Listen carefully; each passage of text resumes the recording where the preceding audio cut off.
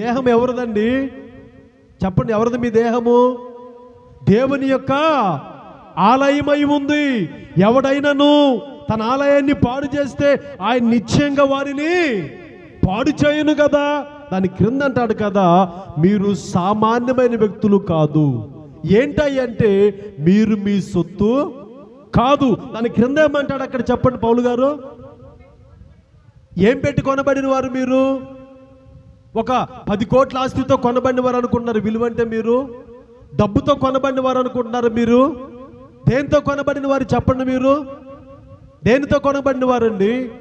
మీ పాపముల చేత, అపరాధముల చేత శపించబడినటువంటి అనుభవాలలో ఉండి అనేకులకు దూరంగా బ్రతుకుతూ యెహోవా చేత ఆశీర్వదించబడడానికి ఎంత మాత్రము దగ్గర వారు కాక దేవునికి దూరస్తులై ఉంటే ఆయన మిమ్మల్ని చూశాడు. మీ దీన దశను చూసి మీ దిశను మార్చడానికి నా క్రీస్తు వారు లోకానికి వచ్చి ఉన్నాడు. గట్టిగా హల్లెలూయా. మీరెవరయ్యంటే మీ దేహాలు ఇచ్చింది మీ ఇష్టానుసారంగా తిరగడానికి కాదు. మీ దేహాలు ఇచ్చింది మీ యొక్క సొంత శక్తుల యొక్క మీ ఆలోచన వల్ల మాట్లాడడానికి కాదు. మీరు ఎవరయ్యంటే మీరు మీ సొత్తు. మరి ఎవరి సొత్తు మనం చెప్పండి? ఎవరి సొత్తు అండి? క్రీస్తు వారి సొత్తు అయి ఉన్నాం. ఎందుకు ఆయన సొత్తుగా మనల్ని మార్చుకున్నాడు? ఎందుకు ఆయన సొత్తు అయ్యాం మనము? ఆయన సొత్తు గల కారణం ఏంటి? సొత్తని ఊరగ సరిపోతుందా? కుదరనే కుదరదు.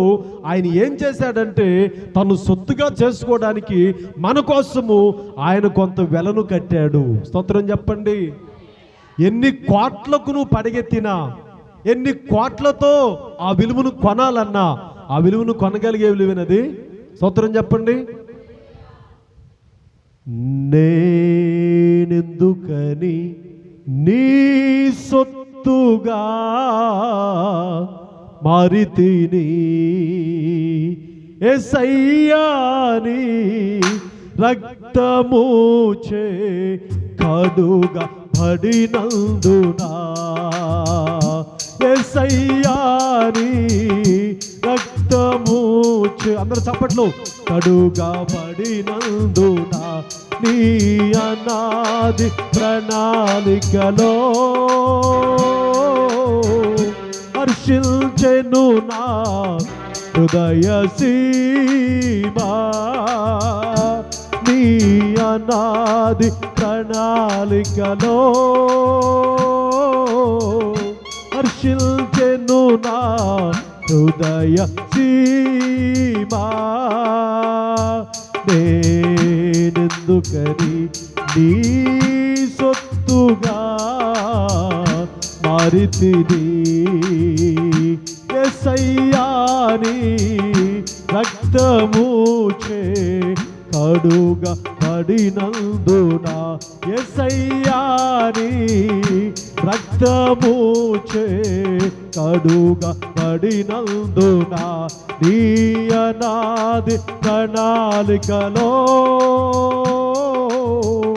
హర్షించెను నా హృదయ సీమా. నీ అనాది ప్రణాళికలో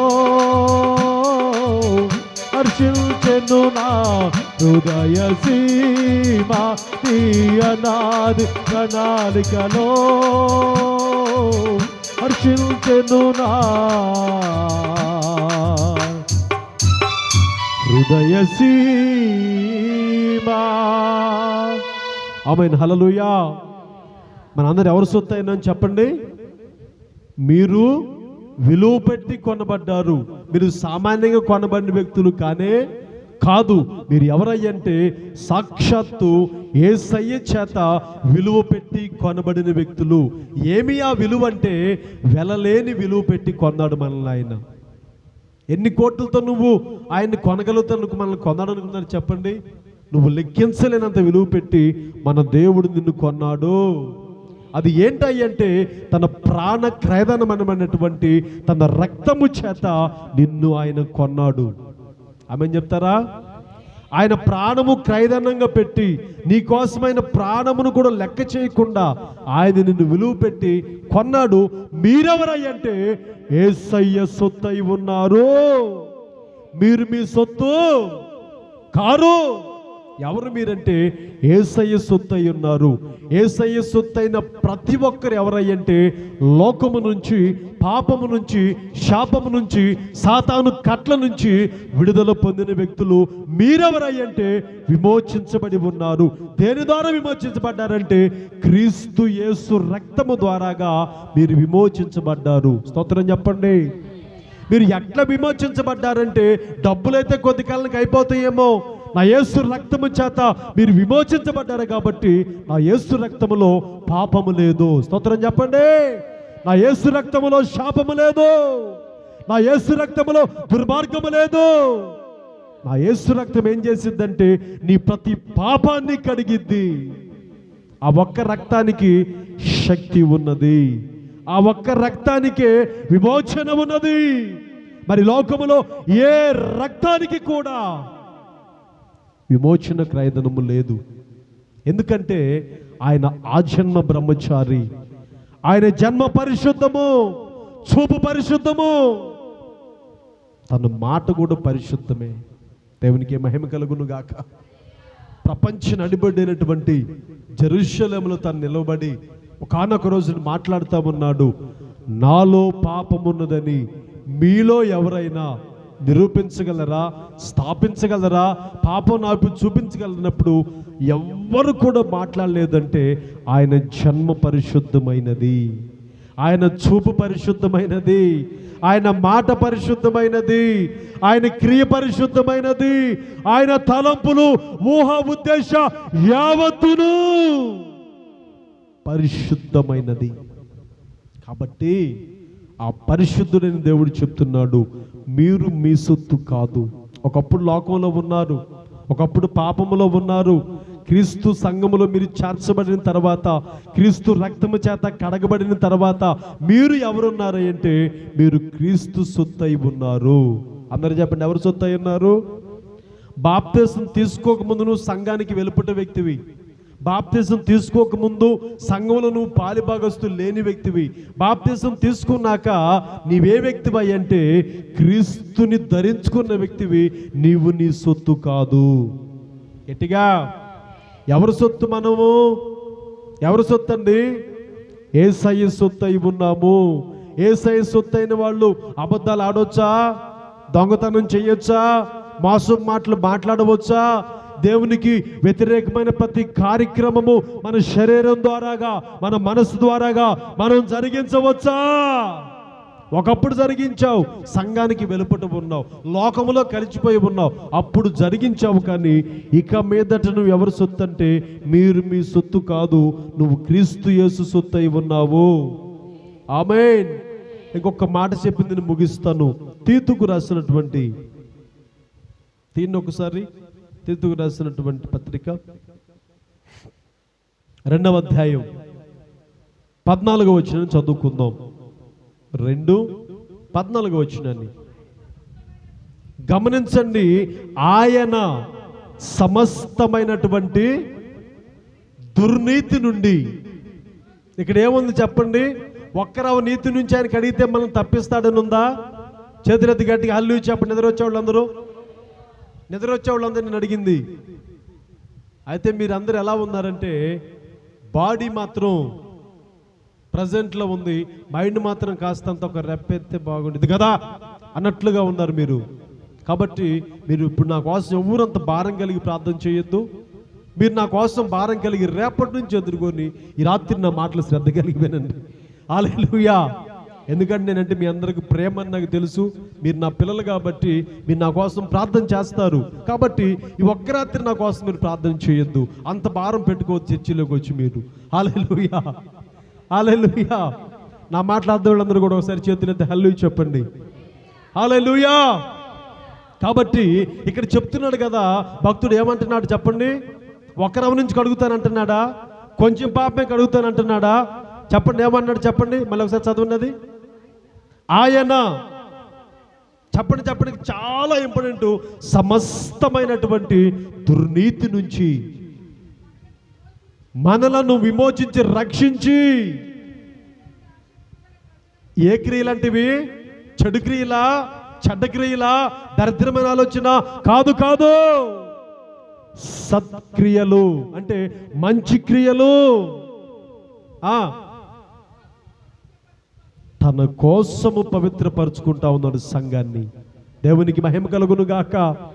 ఎవరు ఎక్కడ తప్పిపోతారో, సార్వత్రికులకు సంఘం చేర్చబడినటువంటి తన భార్య అయినటువంటి వధువు సంఘం కోసము ఆయన ప్రాణము పెట్టి రక్తము కార్చి ఆఖరి రక్తపు బొట్టు వరకు కార్చిందెందుకంటే తన యొక్క ప్రాణము పెట్టి, తన యొక్క ప్రాణము ఆఖరి రక్తం బొట్టు వరకు ఎందుకు కార్చాడంటే ఏం చెప్పబడింది అక్కడ? చదవండి మళ్ళీ ఒకసారి ఆ మాటను.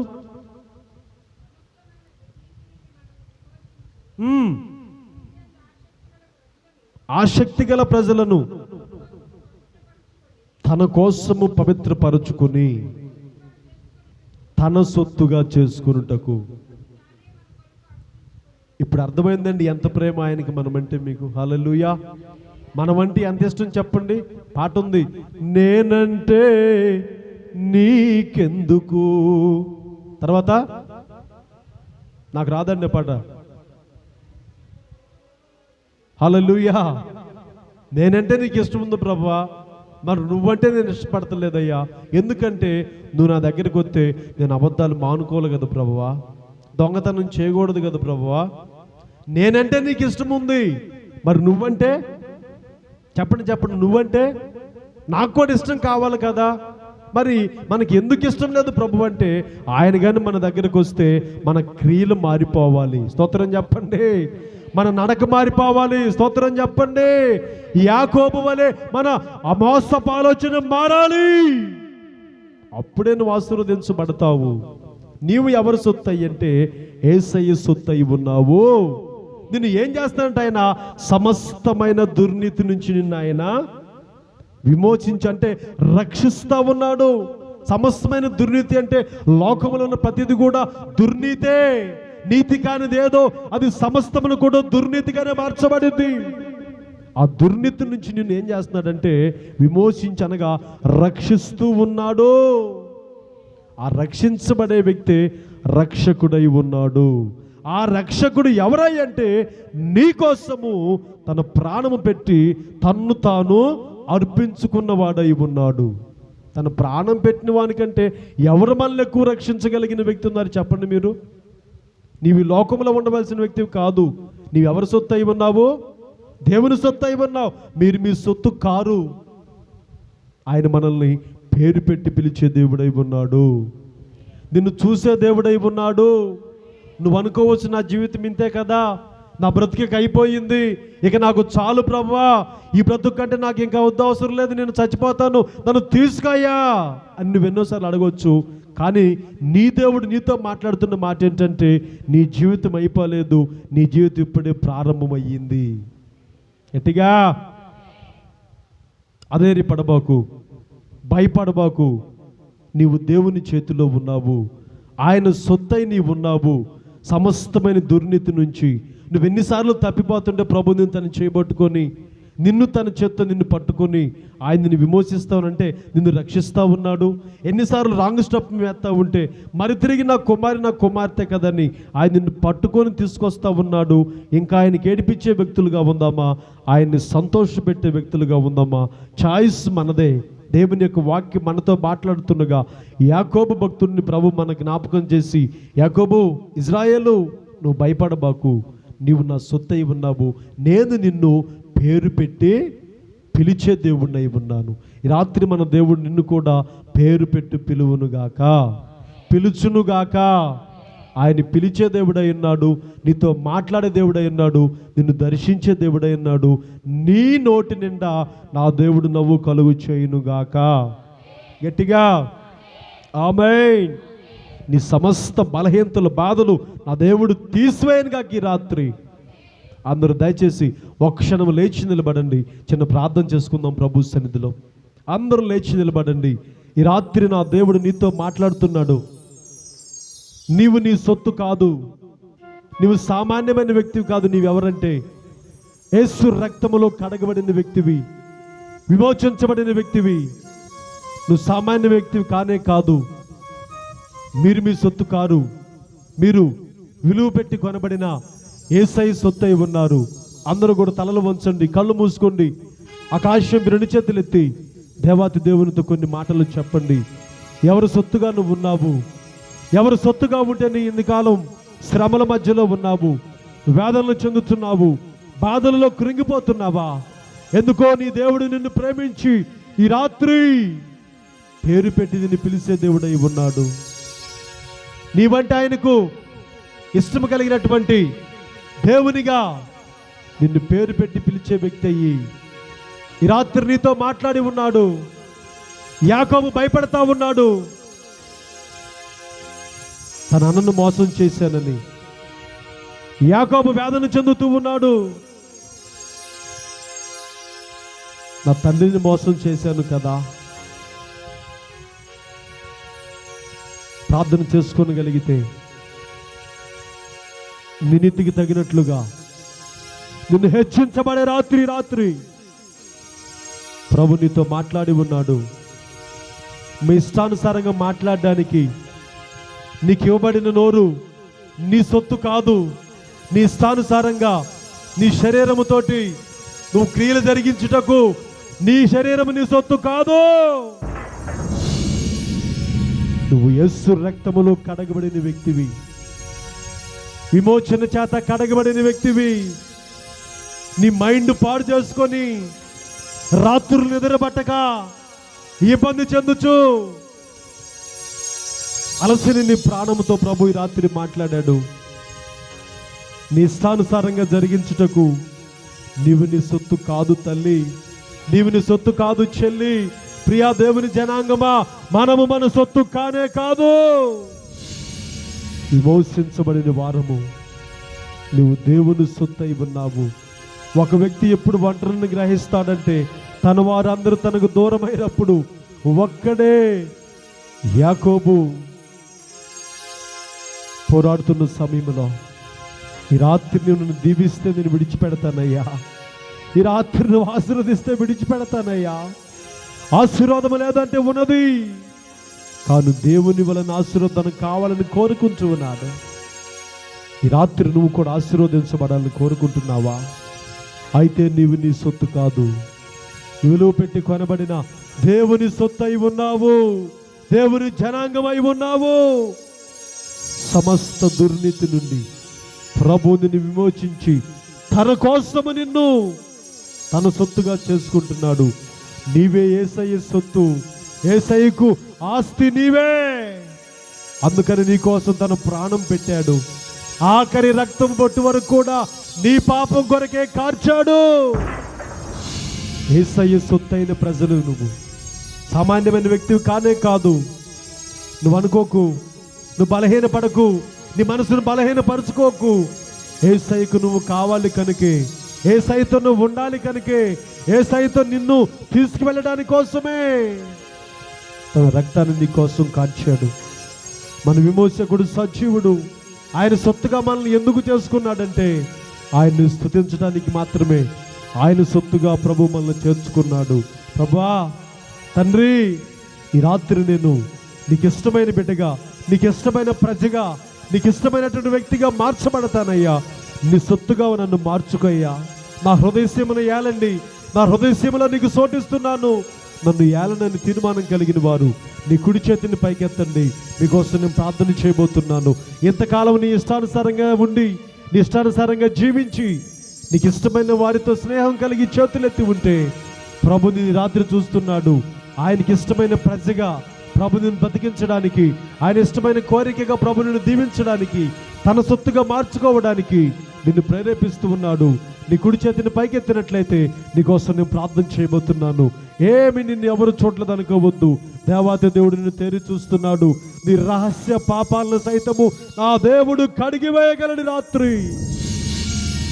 నేను పాపిని ప్రభువా, నన్ను నీ సొత్తుగా మార్చుకోయా నువ్వు ప్రార్థన చేయగలిగితే ఈ రాత్రి నీ పాపాన్ని కడిగివేసే దేవుడు, ఈ రాత్రి నీ శాపాన్ని విడుదల కలుగు చేసే దేవుడు, ఈ రాత్రి నీతో మాట్లాడిన దేవుడు.